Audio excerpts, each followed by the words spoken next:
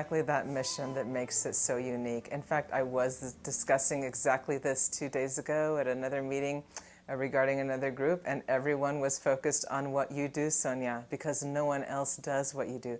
This mission of taking the musicians one at a time into the classroom directly, that makes all the difference. And for me, yes, it's so fantastic every morning to wake up and drive to these schools and see the energy and the delight in these children's eyes and their questions about the music and classical music and how much they retain about music. I'm constantly amazed by that, how much they retain. I play Flight of the Bumblebee, and they say, I know that piece. I know it from cartoons. I know it from movies. They name the film, and they name the scene, and they name what is happening during that scene where they remember Flight of the Bumblebee. These moments are inspiring, and for me, the most memorable moments out of all these years of doing these fantastic children's concerts is when a child approaches me, either at the concert or at their school, and says, Salpy, I don't know if you remember, but you came to my class 2 years ago, and now I play the violin, or now I play the flute, I play the clarinet, and I love it. I'm taking lessons now. I mean, you can just see the development, and Sonia, you have everything to do with that. This program has everything to do with that. And yes, I see third graders who approach me and say, I'm in the 3rd grade now. I came to your concert when I was in kindergarten, and I remember what you played. I had the program at home. My parents came with me. My auntie came with me. Oh, they remember. And they remember the dress that I was wearing. They remember the color of the dress. And of course, they remember you. And you're such a wonderful role model for them, for all of us. They take that with them to their middle school and to their high school and on with them in life. And oh, what a feeling of, it's just a great rush and just a happy, happy feeling to know that that's happening. It's kind of very much full circle, and I want to thank you for this privilege and opportunity in my life to give back, because actually I was one of those kids.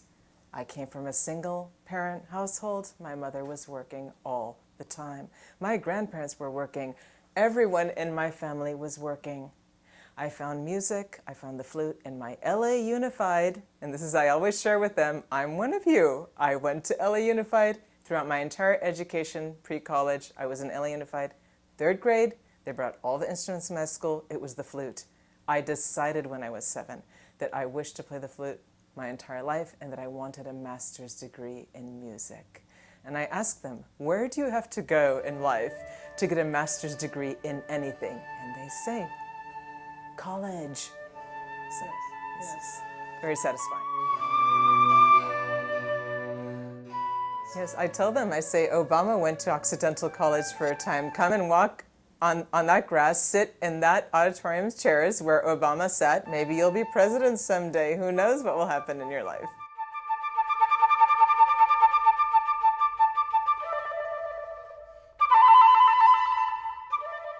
Well, I can't wait to see them. You know, they know from my presentations that flute is all about birds and bees and Flight of the Bumblebee and bird music. This Vivaldi concerto, I've already played it, snippets of it at some of my presentations, and they love it. They're just mesmerized because it's truly flute music.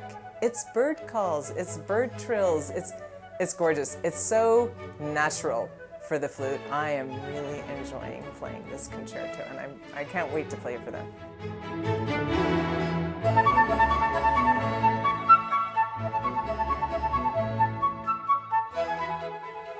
I walked into that class like I do every other class.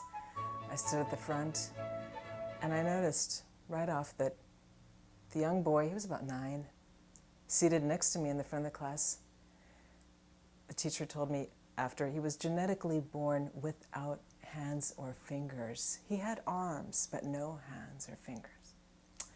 So I did my presentation. I played my Flight of the Bumblebee with a fast finger technique, and I finished. And the moment I finished, he raised his arm.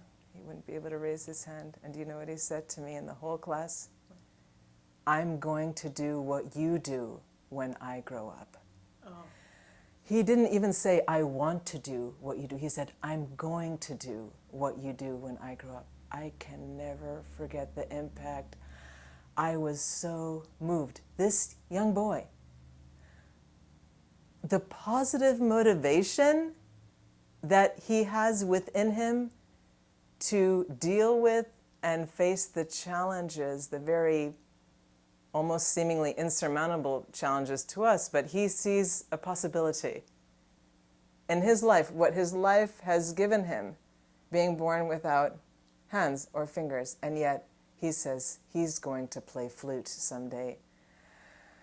I'll never forget it. He was inspired.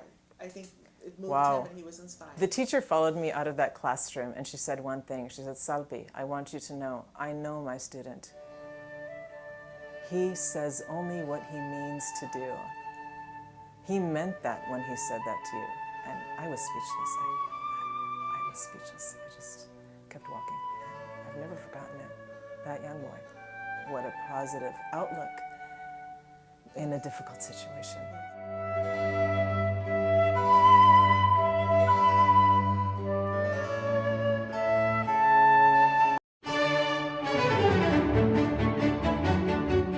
Remember, first we come to you, we come to your elementary school, we come to your middle school, we come to see you, and we have a great time. Now, we are inviting you with a free pass to come and see us at Occidental College, February 21, 4 p.m.